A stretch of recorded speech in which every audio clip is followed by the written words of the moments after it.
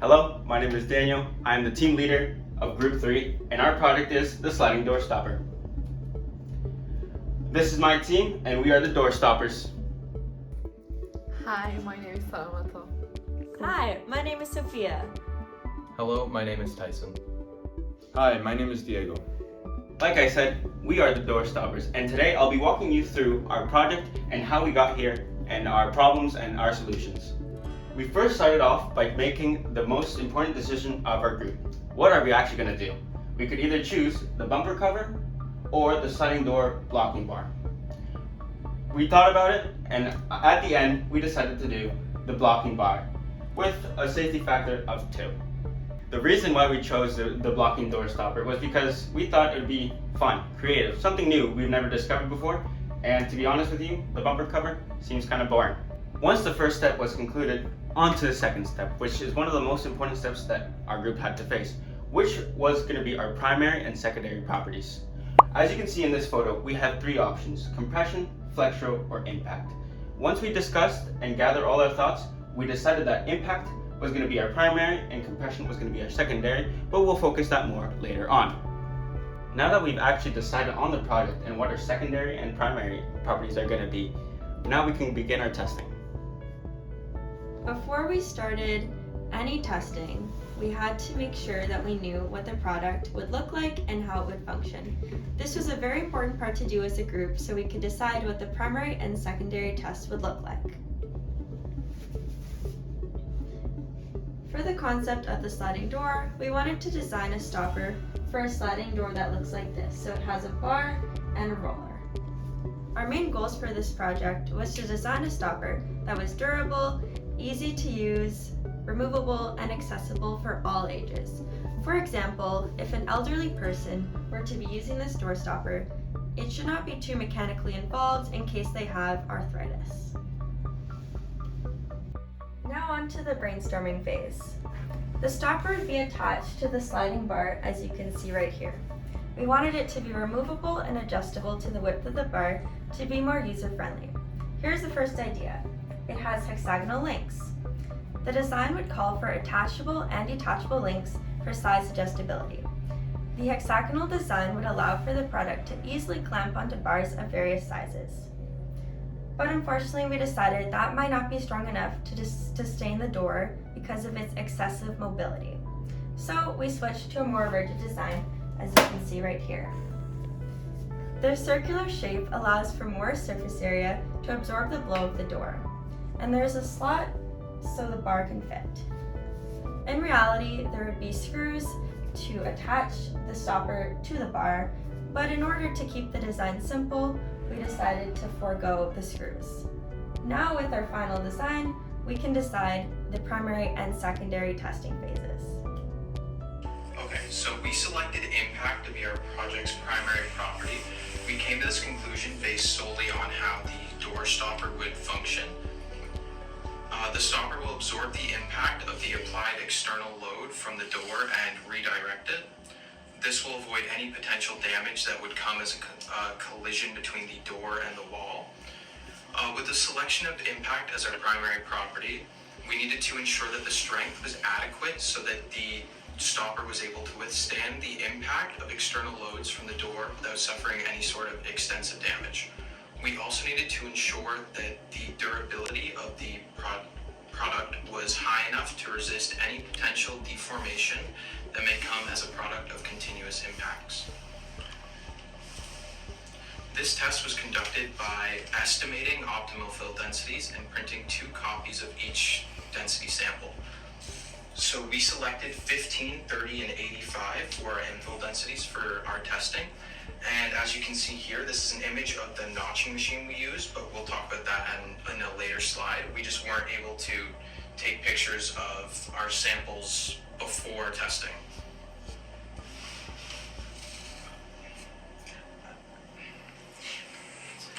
Then, using an electronic balance and a caliper, we were able to record the mass and the cross-sectional area of our product, which will be critical for calculations of the optimal fill density.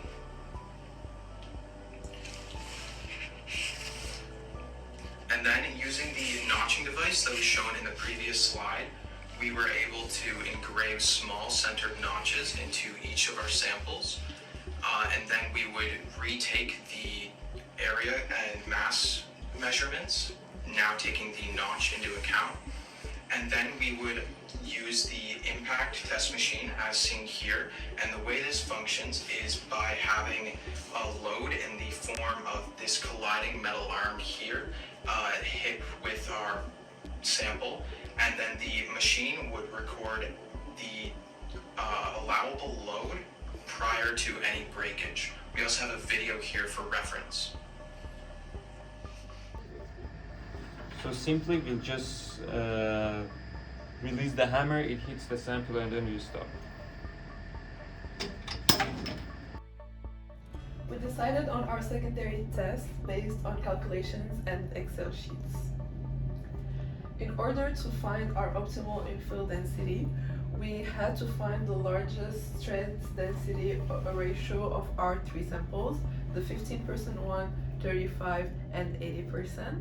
By plotting this graph, we found the stress density ratio is 15%, which was surprising in the beginning because we thought that more infill would mean more strength, but in this case we had the opposite, which is like less infill would give us more strength to weight ratio. So we just redone the calculations 3 times and we just conclude that we will take 15% as our optimal infill density. We chose compression as a secondary property because of the fact that the door is being compressed while sliding it, which makes it a logical choice after impact as a primary property and removing flexural from our list. Our goal is to make sure that the sliding door stopper is able to withstand weight and pressure applied during the interactions with the sliding door without visible damage. So we try to fortify the door stopper from potential damage that may occur.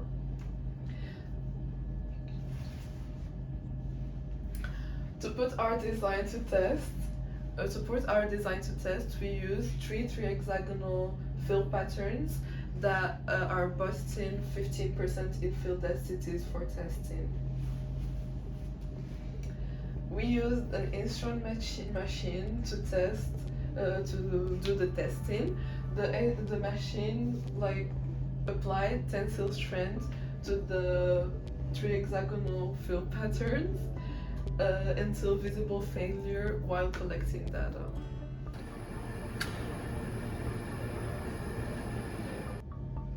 So now we're going to go through the step-by-step process of the calculations for our project. Here's the step-by-step process for deriving the allowable loads that can be acted upon the door stopper with our raw data in conjunction with mathematical analysis. We used programs such as Excel and mathematical laws for strength testing, as well as real-life specifications from actual products. First, we determined the density and impact strength gathered from the labs. Then the optimal infill density, which was determined to be 15%. And then, with the critical cross-sectional area and primary strength of actual door stoppers, we were able to determine the maximum, allowable, and external loads. This is our actual product that we compared our samples to. It's the Slit Up 2000, meant for heavy-duty sliding doors. It has a max weight per door of 180 pounds and a critical cross-sectional area of 794 millimeters squared. The best use is for heavy-duty sliding doors due to its galvanized steel and rubber materials. It's very strong and durable, and also it was easy to find the specifications and the simple design, so that's why we chose this product. So here we have 4 main equations to determine the maximum, allowable, and external loads of the sample. Now, first we found the maximum shear stress, or the maximum shear load, and it was the yield force divided by the sample area. Now, this was determined to be 750 megapascals, which seems a little bit high to us. In the second equation, we determined the maximum allowable force, which was that shear force in the first equation multiplied by the compared product area. Then in the third equation, we found the allowable load to be less or equal to the maximum force divided by our safety factor of 2. Finally, the external force was determined through the product specifications to be 800.7 newtons, which means our allowable force must be equal or less to 800.7 newtons. Using Onshape, we made a model so we could 3D print what our final design would look like, and here's me retrieving it. Alright, so we printed the one that has the rods and one without the rods. As you can see, they're a little bit warped, so we're gonna have to try it again so it's more round. After testing the prototypes with the optimal infill density of 15%, we're able to determine that some changes need to be made to the product. The door stopper will need to withstand larger external loads in order for the product to work properly. In regards to the materials that we would use in real life, we recommend changing the materials to galvanized steel and rubber. This is due to the fact that galvanized steel can withstand forces and can be long-lasting for better results. And as for rubber, it absorbs and dissipates impact better than PLA. These new recommendations will limit any potential degradation and damage that the stopper will accumulate after an excessive amount of collisions with the heaviest types of doors. For the dimensions, we recommend increasing the critical cross-section area as seen in the photos here. Or for more protection, you can add 2 stoppers seen in photo 2. This will ensure for better protection from heavier doors without causing any visual damage.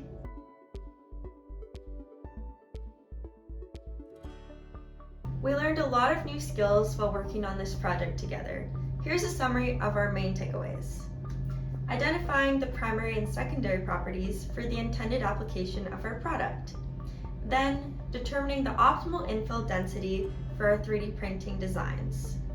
We had to learn how to calculate the allowable loads, and then we had to discuss whether the proposed design was going to meet the acceptable criteria in terms of dimensions and material.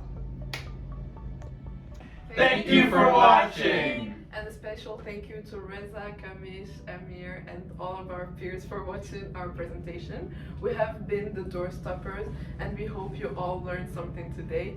We all enjoyed working on this project together and being introduced to new learning opportunities.